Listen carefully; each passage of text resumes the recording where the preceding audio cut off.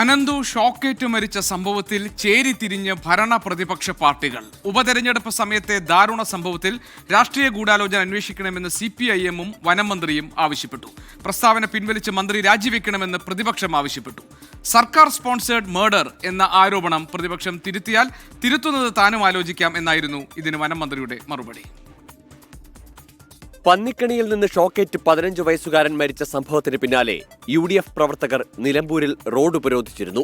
വിഷയം ഉപതെരഞ്ഞെടുപ്പിൽ പ്രതിപക്ഷം ഉപയോഗിക്കുന്നുവെന്ന് തിരിച്ചറിഞ്ഞ വനമന്ത്രിയും CPIM സംസ്ഥാന സെക്രട്ടറിയും രാഷ്ട്രീയ ഗൂഢാലോചന ആരോപണവുമായി രംഗത്തെത്തി.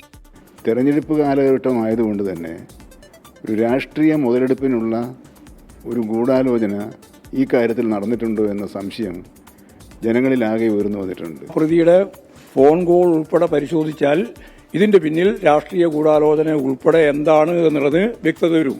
സ്വന്തം വീഴ്ച മറയ്ക്കാനാണ് രാഷ്ട്രീയ ഗൂഢാലോചന എന്ന വാദമെന്നും വനം മന്ത്രി രാജിവെക്കണമെന്നും പ്രതിപക്ഷം. ഒരു നിമിഷം പോലും ആ കസേരയിൽ ഇരിക്കാൻ യോഗ്യനല്ല, ഇറങ്ങി പുറത്തു പോകണം.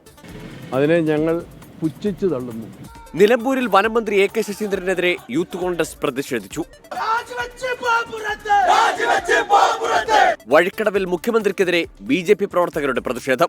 വിദ്യാർത്ഥിയുടെ മരണത്തിൽ UDF ഭരിക്കുന്ന പഞ്ചായത്തിന് വീഴ്ച സംഭവിച്ചെന്നാണ് CPIM ആരോപണം. നാളെ പഞ്ചായത്ത് ഓഫീസിലേക്ക് LDF മാർച്ച് നടത്തും. വനമേഖലയായ നിലമ്പൂർ നിയമസഭാ മണ്ഡലത്തിൽ വന്യജീവി ശല്യം നേരത്തെ മുതൽ ചർച്ചയാണ്. പുതിയ സംഭവങ്ങളോടെ ചർച്ചകൾ കൂടുതൽ സജീവമായി. 24 നിലമ്പൂർ.